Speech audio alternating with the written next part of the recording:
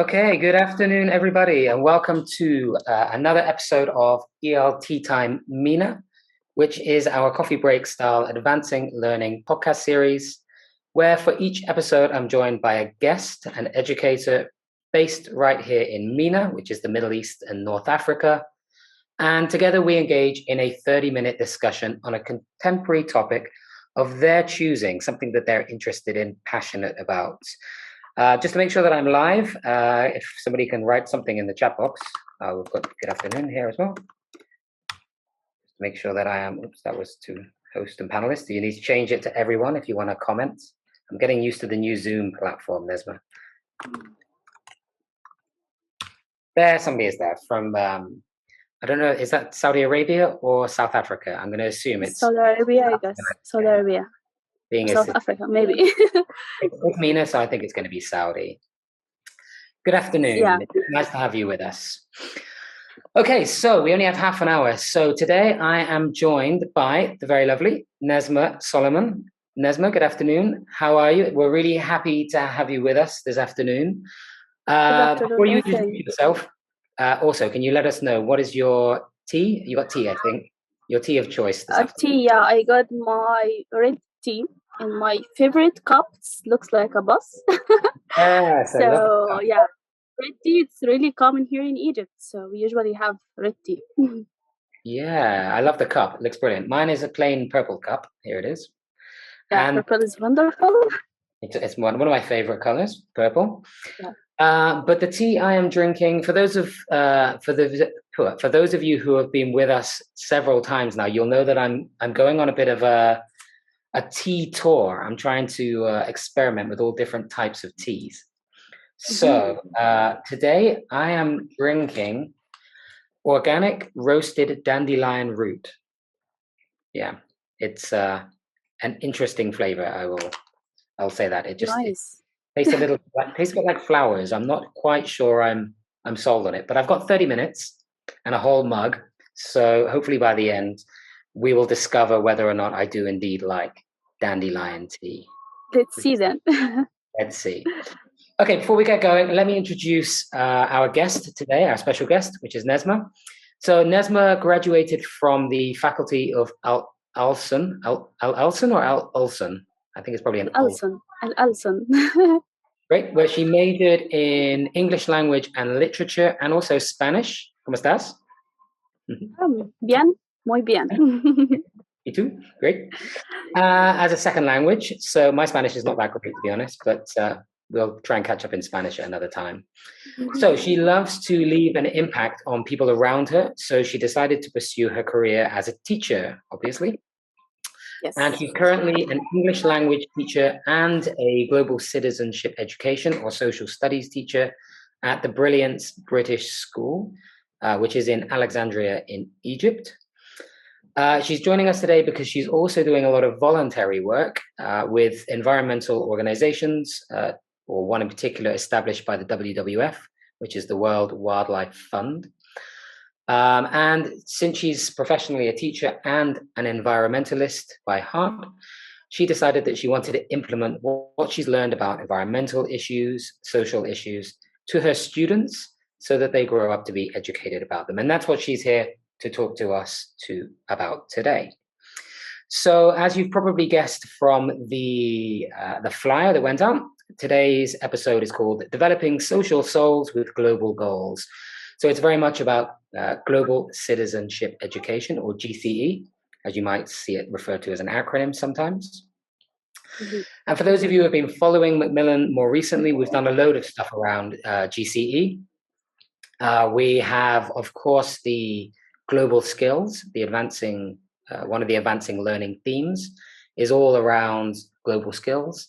And we also have the ESDC program, the Education for Sustainable Development and Citizenship program, which we've been doing a lot with over the last 12 months or so. So Macmillan's been doing loads of stuff around this GCE.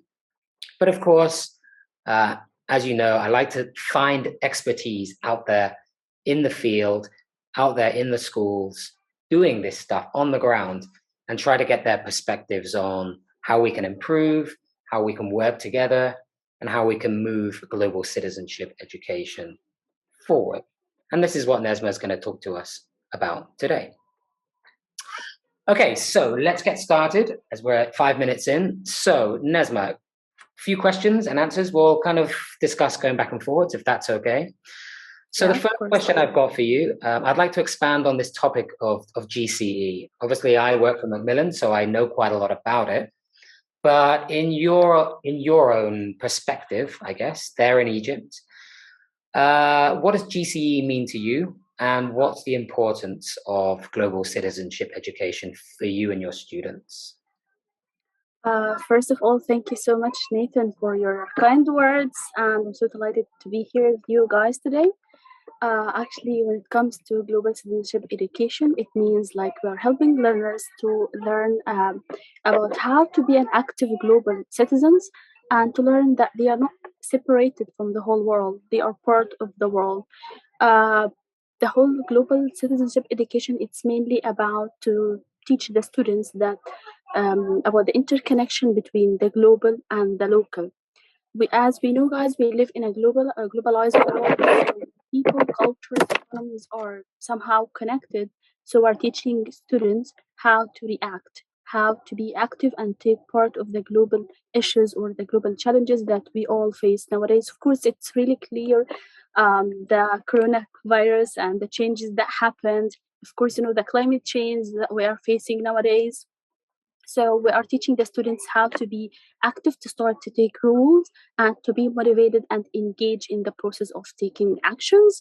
Moreover, also helping the learners to know how to provide sustainable world where whereas like tolerance, motivation, taking part. So yeah, that's like mainly about the global citizenship, to teach them about how to be active citizens and how to start taking actions toward the global challenges happening around. Yeah, and we have a lot of that within our, as I just mentioned, the ESDC program. This idea Mhm. of, and global citizenship education is one strand within that. But it's a very big topic, as you mentioned. Yes. And I think one of the I'm things. sorry, Nation, I'm sorry to interrupt you, but I'd like just to mention a part which is really important that some Yeah, of people course. think that global citizenship education is just a subject students they take to get a score or to get a mark, and that's it. Guys, global citizenship education is not only taught in schools, it's taught throughout the media, community institutions, even the family.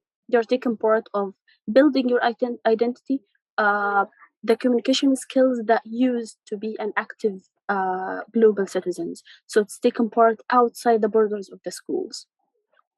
Mm. Yes. No, no, I agree. And I think you just actually just said what I was going to say. Uh, that it's moving what we're doing in schools away from just the knowledge aspect, just telling students, oh, these things are going wrong with the world, or this is happening here. It's actually moving it towards giving them skills and getting them involved. You mentioned the word active a lot. So Yes. global action, I think, and inspiring them to get involved in. And it doesn't, when we say global, I think we think that students need to be doing something that will have a massive global impact. And that's not the case, right? It's about doing something at the local level, Mhm. which reinforces what everybody's doing at the global level. I think it's more about this, right? Yeah, exactly. And I used to take part in this subject, like a huge part, and we are planning for events in the second term after the winter break. We are still planning for these events because the students still think that they are separated. They are only like one invisible individual in the whole world. No, guys, whatever you're doing is reflecting on the other part of the world. So, yeah, we're focusing on this part in our upcoming events in the school. Okay, great. In fact, I want to move on to talk about that in a second, but I want to take a moment first to think about some of the experiences that you've been developing. So I think we've set the scene. So we've got this global citizenship education. We've got knowledge, skills, and action as those three Mhm. components within it, which is really nice. Yes. So what I want to explore now is your experiences and work around this topic, because I know you've been doing a lot of things outside of school. So let's start there. What kind of experiences do you have, or what kinds of projects have you been working on outside of school? Yeah, as you just mentioned in the introduction, that I've been part of and let's say it's a youth organization. It's called Africa Youth for Nature. So it's mainly about the youth. It's provided or supported by the WWF to help the people who are interested in environment, climate change, to raise their voices, to be heard, and to help them to take actions towards the environment challenges or the issues that are happening around nowadays. So what I have learned throughout 3 years of volunteering with them, 3 years of getting involved in events, projects, ideas, suggestions, I've took all of them and implemented them at the school. So for example, once they started talking about the plastic bags, how harmful they are, yeah, so I start talking to my students in formal ways and informal ways, because a lot of them like bringing about 3 bottles a day to the school. So 3 bottles away for 3 bottles every day to the school throughout the whole academic year. I think it's a disaster. So started talking to them about how harmful they are to the environment. How long does it take to be totally, completely dissolved in the environment? This one aspect. The second one is about climate change. So, what should we do, guys, towards climate change? What have you noticed? I told them, have you noticed the huge change that happened recently? And it's really obvious in Egypt, especially in where I live in Alexandria, we have been facing a severe climate change recently in winter. So, started talking to them regarding this. Uh, like Mainly it's about environment, and then we moved to have all of these talks into actions throughout the upcoming events at the school after we come back from the winter break. So we started to teach them how to reduce using papers. At the schools we use a huge amount of papers at the school, so we're planning for events about how to reduce this amount. Also recycling, even if you have to choose how you have to use a plastic bottle, so let's learn how to recycle it as well. Yeah, this is mainly what I've just said. Yeah. Yeah, no, that's great. You're doing a lot of things with this organization that's connected to WWF. Actually, I have another question for you. Yeah. Do you think that students themselves are becoming more interested in this type of topic? Or do you think it's still very much driven by us as adults and teachers? uh they are really, really interested. You can imagine when I told them how to plant to grow a plant in a plastic bottle. All of them, they went back home, they did the experiment, and they sent me some pictures, and they show me that they started planting uh like these small plants at home in the plastic bottles or whatever things they are using at home, which is made of plastic. They are really interested. And I was in a podcast before, and one of the hosts asked me, if you have to teach uh one someone in the community, in your community, about the plastic how plastic is harmful or the environmental issues, I said I need to teach a schoolboy. So all of them, they were amazed. Why a schoolboy? Because I told them that when we're gonna grow him up about all of these harmful things, when he will be an adult, he will never do these things, and he will still impacting the people around him. So yeah, I believe they are really interested, and they started actually doing these things at home. Yeah, okay.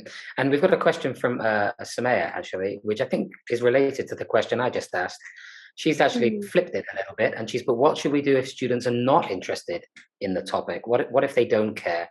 What if they're happy to bring 3 bottles a day and throw their rubbish onto the ground? That's cool. Yeah.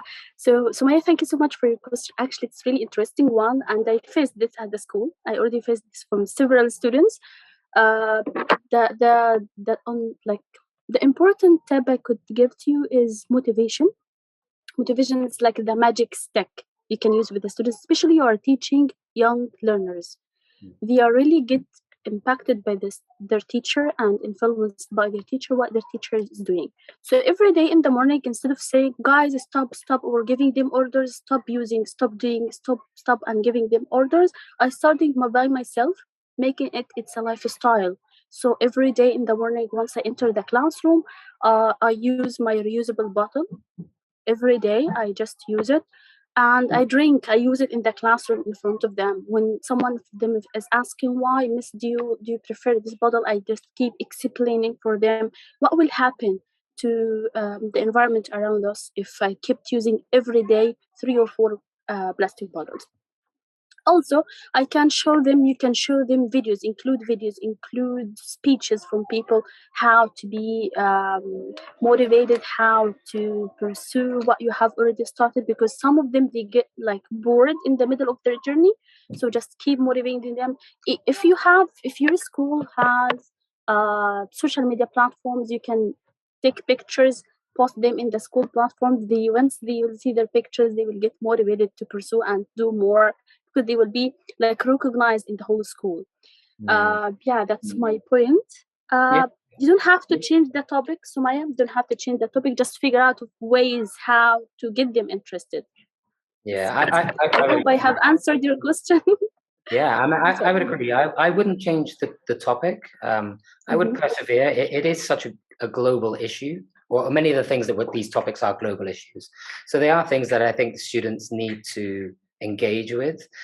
I agree with you in terms of the motivational aspect. I think is key. I definitely agree with you in terms of the importance of modeling. You gave a really nice example there of using a reusable bottle and showing them the impact that has. I mean, one of the things you could do would be to collect the bottles over a period of time, and then visually show them. So maybe at an end of a month, you could show them like 3 great sacks of plastic bottles, and then your one reusable bottle, and then say you made this and I made this, and have a discussion there about what is the Yes, impact of that over a greater number of students and a greater number of weeks and years, and how that builds up. And then you could do exactly, Nathan. and then doing a project with them on how long it takes plastic to break down. So showing them I think young learners, as you said, are very visual, so they like to see it very visually. I don't think that just telling them is enough for them. I think they need to see, and they need to see the long-term impact. Yeah, Very exactly, Nathan. And one of the students planted like a small tree in the garden of the school, and every day she's going to check it as if she's checking her baby. And she started giving it a name. Like it was, oh my God, it was so interesting. Yeah, it's good to give, and it's good to personalize it like that. Give them names, and also, I mean, there's plenty of research that suggests that plants which are spoken to do better. So let them have conversations. They could even use it as an English language buddy. Go there and use the English you've used today on your plant. There's no Exactly, judgment. and it's going to teach them responsibility, that they're responsible for this plant. They will go water it every day, and that Yeah. was really interesting. Yeah, absolutely. So there's loads of great ideas there.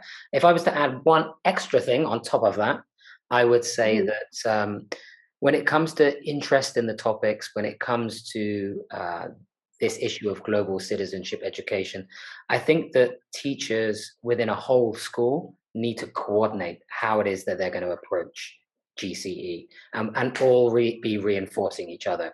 Because there's nothing worse in a school than your one teacher that's saying, use reusable bottles, and then they go to 3 other teachers, and those teachers all bring their own. Exactly. I totally agree. Yeah, start by modeling and make it like a lifestyle. All the Yeah, teachers should cooperate, be helpful to each others. This yeah, will like teach them how to yeah. do I think this that can for have an themselves. impact. And incorporate that into your meetings. The staff meetings. Have a GCE element. What are we doing? Are we thinking about this? What messages are we sending to our students? I think they're very important questions that the teachers need to engage with as well. So I hope that answered your question, Samir. We kind of drifted off topic a little bit there. We've also got a question from Bilal, a couple of questions actually. One was about motivating them in terms of planting. I think we touched on that a little bit.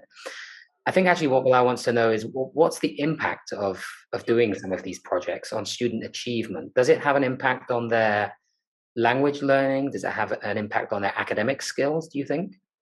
Yeah, I think both of them, like in the academic and the social aspects. In the academic, they started like using the terms or some specific vocabulary related to plants and agriculture. And on the social aspect, they started learning how to grow a plant They started learning the importance of trees in our life.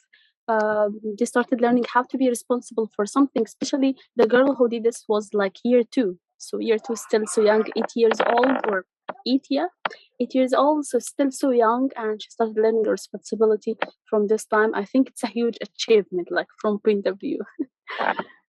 Yeah, no, yeah, I agree with that. And I agree with what Samea's put in here, using mind maps, brainstorming. Another one of Bilal's questions is about, how do you introduce it? How do you teach them the vocabulary? Personally, I would go with an inductive style. I wouldn't pre-teach them the vocab. I would get into the topic. I would use more projects for this type of subject. Get them involved, make it hands-on, get them Yeah, interactive, and then see it, and then exactly, Nathan. I them totally kind agree. of make them look the language up. Give them pictures, get them to investigate it on the internet. What can they find? What opinions do they have? And you can use a little bit of L2 there, I think, as well. To find out how they feel about things. I think L2 is absolutely fine in that. And then you could feed in some of the English and see if they can start to use it. So feed it, like water it. Yes, they're gonna start using language. Yeah. So some really, really nice questions there. Okay, so let's. Yeah, thank you, Bilal and Sumaya. Yeah, to both of those guys. No, you're welcome. And it's great to see people asking these types of questions, because it is a difficult topic to approach. We're so used to, I'm an English teacher, I've got the course book, I've got my curriculum, I have the things that I need to cover. How do these global skills and global citizenship fit into that? And sometimes we can take the topics that are in the course book and maybe change them a little bit, or see if we can go off and find ways of getting students Exactly. to connect. Yeah. Yes, and to bring as well, Nathan, to bring like the real life experiences as well in the classroom would be like a great motivation for the students. Yeah. Okay, so let's come back. So we've talked a little bit more broadly about the things that you've been doing outside of school. Let's bring it back into school. Do you have a preferred teaching philosophy? Because I know you've been doing lots of different things.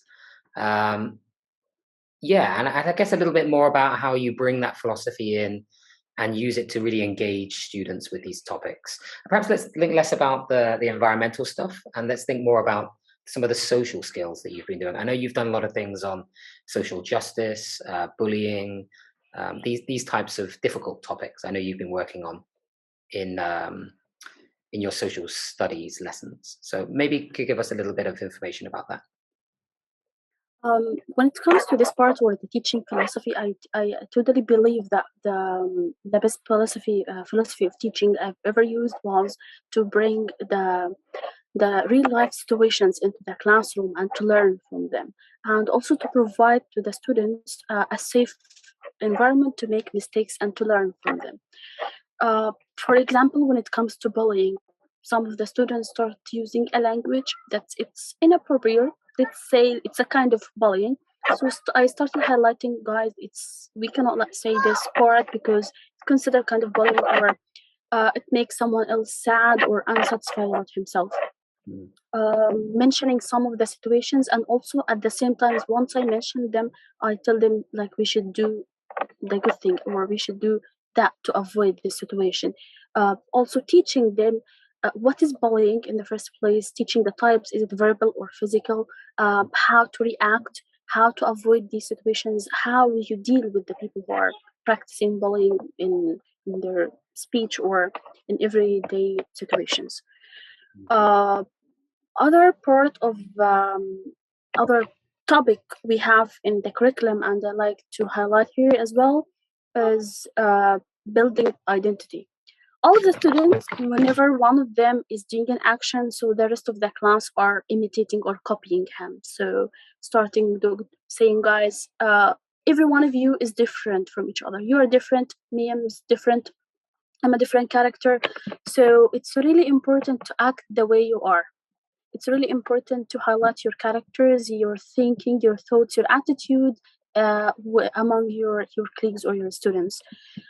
Mentioning some of the situations, for example, one of the students is really helpful, so we have to highlight, wow, like for example, Maya is a really helpful girl.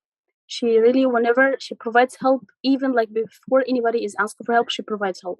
Other girl is really good in making decisions. So I started highlighting these aspects by mentioning some of the examples of situations they are doing in the classroom. This helps me a lot. And this also, I love to not just giving them a curriculum, but I'm mentioning some situations from the real life to feel that the subject, it's really related to their life. It's not separated or something. It's really academic. No, it's something. It has to do with your life. Yes, yeah. There's so much that we can do. I was just thinking then about Rona's webinar that I watched just a minute ago, and she was talking about these 4 aspects of global skills. So the thinking, the learning. There was 4. I'm trying to think what they were now. There was TS, thinking skills. There was LS, which was learning skills. If anybody was there, you can remind me what they were now. One was working skills, so how we transfer within the classroom to work. And of course, primary students don't go to work, but we're preparing them for a later world of work. And the last one was social skills. So all of these are actually always being done within the classroom. They're not something that we can avoid. There's something we need to, I think about and take into consideration. The social skills is the one you've been talking, I think, a lot about. So, what's the impact of our behavior within the class?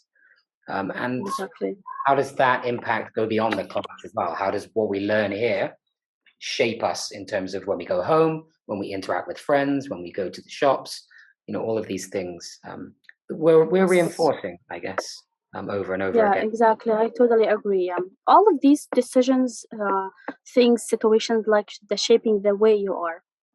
Yeah, it's very shape, and like you said, it's identity building, realizing that in many ways we're the same, but fundamentally we're different people, and we need to respect different points of view, different personalities, all of these different types of things. So I guess it's about creating a culture in the classroom of trust and respect. I guess that's exactly. Yes. Especially Nathan, like you, in the classrooms, you will find some of the students, they are not listening to each other's. Like whenever one of the students is talking, they are not listening. So I teach them, guys, like, okay, I'm just a teacher and I'm listening to you till you finish. Then I will react. So if I'm gonna keep to interrupt them while they are talking, they're gonna do the same with each others. They're gonna do the same when they are home. They're gonna do the same in any social situation. Yeah. So there's another question from Natia in the chat box. So, and she's put, what if you're required to cover the course book, follow the curriculum, your management is quite strict, they don't give you a lot of freedom in terms of making decisions. Now, of course, as a trainer, I would say, look for opportunities, opportunities within the course book materials in terms of topics, making activities interactive. What can you get them to do outside of the classroom? But that's as a trainer.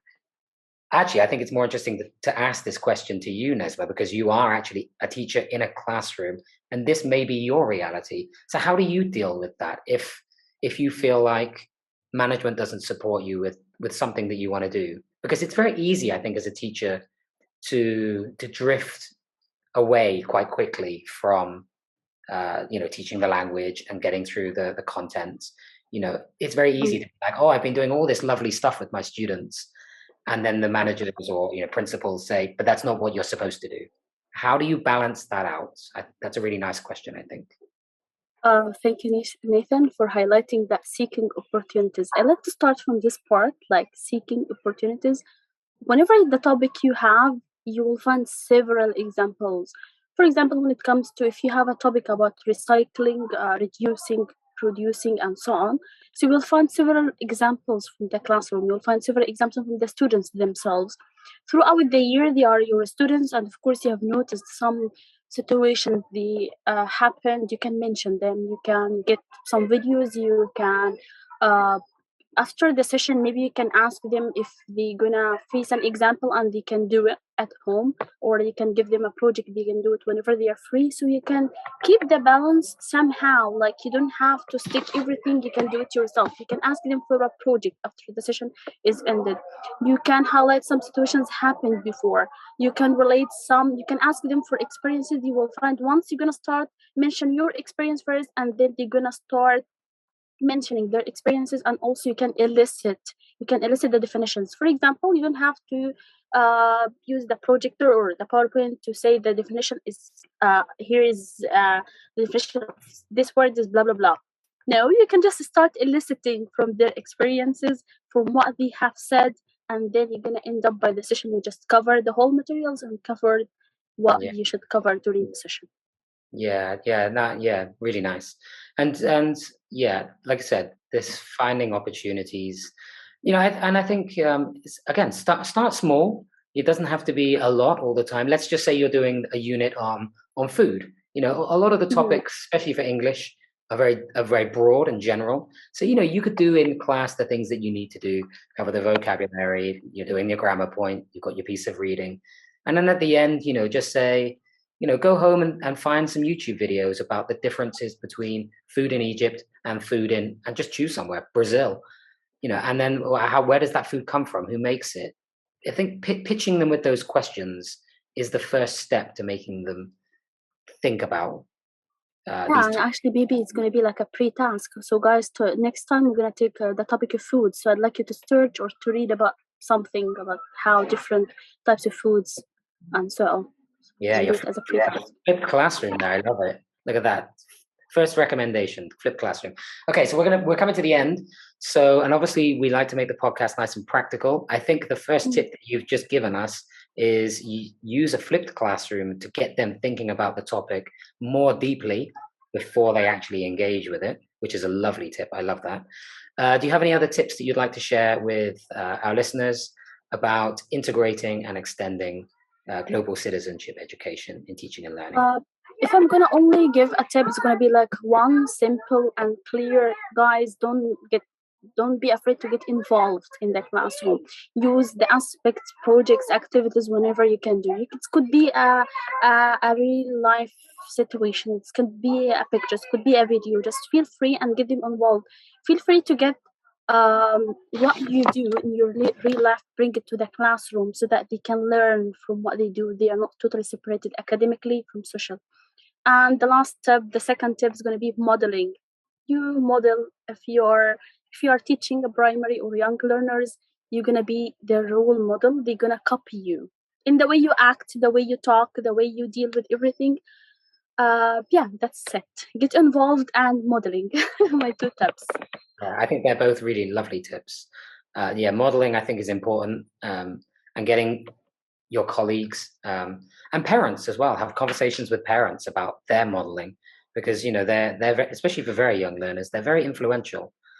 Parents, if they see their parents throwing plastic bottles out of the car window when they're driving down the highway, you as a teacher are probably going to struggle to influence them. So talking to parents is also key. Difficult. All the things that we say are not easy. We have to appreciate that they're not easy things to tackle. And again, the last one about getting involved, I think is a really great tip. Find things that are going on in your community, and get involved. They don't have to be big, but they model to students, to children, that we take these things seriously. And it could be small things. I don't know how many times I've been on beach cleans and rubbish pickups in the park, advocacy. Nathan, I'm sorry to interrupt you. Just there's a small thing I'd like to add. Like I always tell my students that please be proud of whatever you're doing. If you're doing a small action and nobody's watching, nobody said something, just you yourself should be proud of yourself that you have done something great and you're impacting people around you. Yeah, and again, that's such a nice tip, because we do in 2022 we live in a society where people quite often think it's not worth doing that if somebody else cannot see it. Social media has really fed into that, I think. Everybody has to see what I'm doing. I have to make everything public, but you don't. Yes. It's the little things that can make it. Yeah, really nice. If anybody else has any tips, the answer to Bilal's question is Nesma teaches primary, right? You're teaching primary? Yeah, primary, year 4 and year 5. Yeah. Year 4 and year 5. So around 10, 9, 10, 11, this kind of age. Yes. Wonderful. Okay, so you see, the half an hour went really quickly, Nesma. It's 34 minutes in. Yeah. You were I very really enjoyed being here, guys. Yeah. Okay, so for everybody that's with us, of course, the MENA PD Academy by Macmillan Education has loads of professional development support for advancing global skills and advancing global citizenship education. Thinking skills, GCE, ESDC, we've got loads of stuff. There's an ESDC hub on the website. If you go to One Stop English, there's a lot of stuff around global citizenship education. Nesma, I'm not sure if you've ever been over and had a look at it, but there's some really nice things. Matt Hayes, I think, is a global citizenship expert, and he's got a really nice Yeah, blog. I know him. I just I just watched it an episode. I guess like 2 weeks or 3 weeks ago. I just watched an episode for him in Macmillan Education. Yes, it was not a while ago. So he's got a lot of written stuff on the One Stop English site. So yeah, go and check that stuff out. It could give you some ideas, especially around how to integrate these three strands: the knowledge, the skills, and the action. How to actually turn concepts into activities with students, and related to coursebook content, because he's very much about making sure that we're covering the bases. We're doing what we're supposed to be doing in class, but adding in this global citizenship education as an add-on rather than something separate, as you mentioned. Yes. That's why I want to thank you like so much again for taking the time to come on the podcast and have a chat with us. In fact, in the words of Matt Hayes, I'm paraphrasing and quoting him from that blog. His tip is he encourages teachers to be the center of energy and daring, knowing that the impact of one teacher can be and has always been extraordinary. And I think, and I'm using that at the very end because I think that quote very much represents you coming here today, the work that you're doing. You know, you're making yourself the center of that. And I really hope that your students are seeing the benefit. Thank you, Nathan. I'm really like delighted to be with you in this ELTea time. Thank you so much. And like I'd like to end this by a quote from my students. Her name is Arwa. Once I talked to her the first time about what's happening in the world, about the environment and so on. You know, like students at this young age, they just get affected easily, and they just listen carefully to what their teacher is saying. So after I just finished talking to her about the environment, she said, "Miss Nesma, you will be added to history." I was like over the moon about what she said, and I was so glad that I made an impact on her. That's so nice. And you're added to ELTea Time history anyway. Thank you. So you're here with us. Okay, thank you, Nesma. Thank you to everybody who's been who's joined us today, and thanks for your comments and your questions. They're really interesting. They give us so much to think about. Of course, do go and check out the other ELTea Time MENA podcast episodes on the website. It's menapdacademy.com/ELTea Time. This is episode 9. And next week we have episode 10. So that one is already booked and I need to advertise it. For now, though, from Nesma and myself, we wish you and your students all the very best.